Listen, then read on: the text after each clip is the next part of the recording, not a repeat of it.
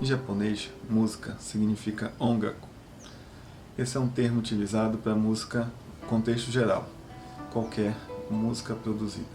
Quando a gente observa mais de perto, a gente vai ter dois outros termos que eles são importantes aqui para a gente. O primeiro é o termo yogaku, que significa música ocidental, e hogaku, que a gente pode traduzir como música oriental ou música tradicional japonesa.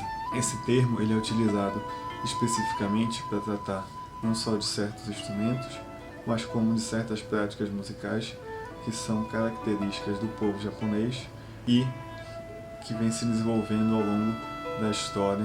Basicamente o que a gente entende como hogaku é a música que surge a partir do período Nara. Basicamente durante o período Nara, o que a gente entende como hogaku é o gagaku, é a música de corte. Essa música, inicialmente, ela vinha de influências principalmente da China como da Coreia, e ela é dividida em dois repertórios distintos, né?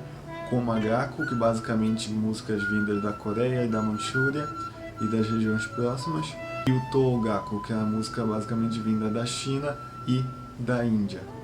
Então, nesse primeiro período, que a gente pode entender aí 710 a 794 aproximadamente, a gente tem essa música, esse Hogaku, né, voltado, podendo ser entendido como essa prática dentro da corte japonesa.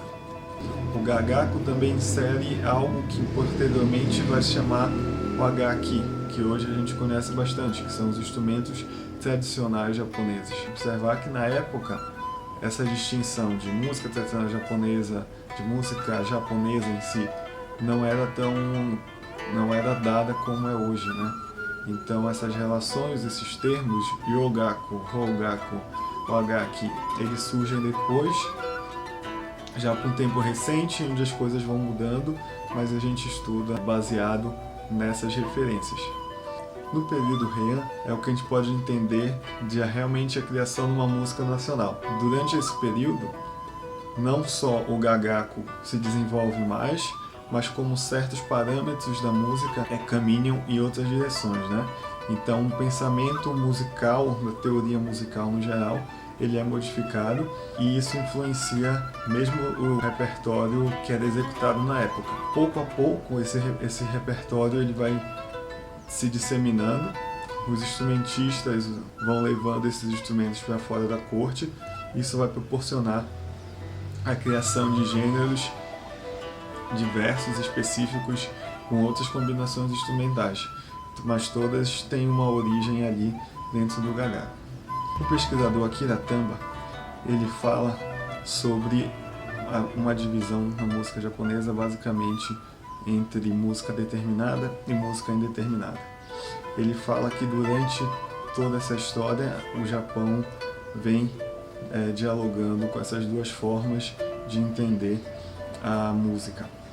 Basicamente, esses dois tipos de fazer música, eles vão sendo alternados, vão sendo variados dentro da prática japonesa, principalmente por uma questão política. Posteriormente a isso, a gente tem o Momoyama e o período Edo, que aí sim a gente tem uma instauração do que a gente pode chamar de música nacional.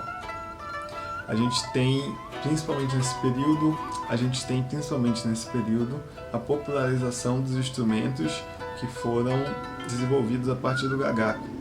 Então, desses, os principais que eu posso citar aqui são o koto, o shamisen ou sangen e o shakuhachi. O shakuhachi é o único que ele vem ali de uma origem mais voltada ao budismo, mas ele acaba se aproximando dos demais instrumentos quando ele passa a ser um pouco mais conhecido no povo.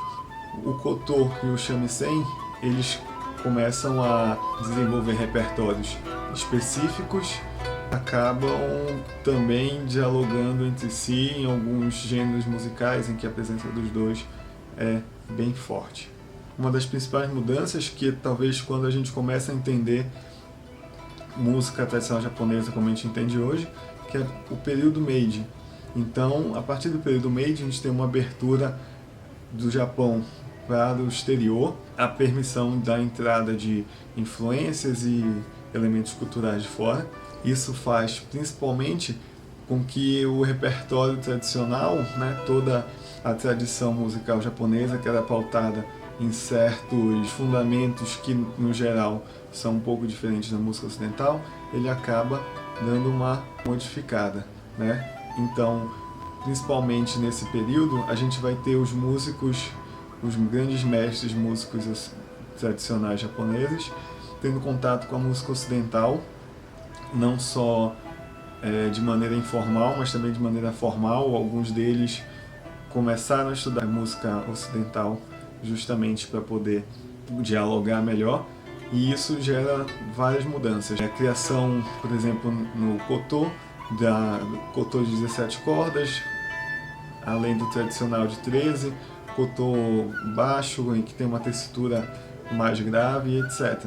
O shamisen e o shakuhachi também passam a se desenvolver dentro de uma nova perspectiva. A música tradicional japonesa, que era fundamentada em um certo cerne de teoria musical, passa a ter mais proximidade com a música ocidental, o que acaba trazendo uma nova perspectiva não só na forma em que essas músicas elas são ouvidas, mas na forma que elas também são criadas.